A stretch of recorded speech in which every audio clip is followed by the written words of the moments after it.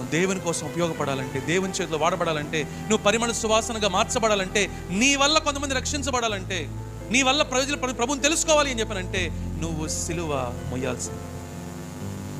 There is no shortcut. There is no short cut.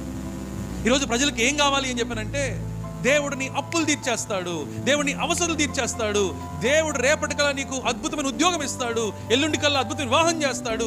ఈ మాటలు వినడానికి జనాలు అలవాటు పడిపోయారు. Christianity is not about that. క్రైస్తవ్యం అనేది అది కాదు ప్రియ సహోదరు, ప్రియ సహోదరి. క్రైస్తవ్యం సంపాదించుకోవడానికి కాదు, క్రైస్తవ్యం పేరు ప్రఖ్యాతలు తెచ్చుకోవడానికి కాదు, క్రైస్తవ్యం ఉంది కంఫర్టబుల్గా లగ్జూరియస్గా బ్రతకడానికి కాదు, క్రైస్తవ్యం ఉంది మన అవసరాలు తీర్చుకోవడానికి కాదు. క్రైస్తవ్యము క్రీస్తును పోలి జీవించడం, క్రైస్తవ్యము క్రీస్తుని ప్రపంచానికి చూపించడానికి, క్రైస్తవ్యము క్రీస్తు మార్గంలోని అనేక మందిని నడిపించడానికి, క్రైస్తవ్యము క్రీస్తుని అనేక మందికి మనం పరిచయం చేయడానికి. ప్రియ సహోదర, ప్రియ సహోదరి, ఈరోజు ఏ క్రైస్తవ్యం మనం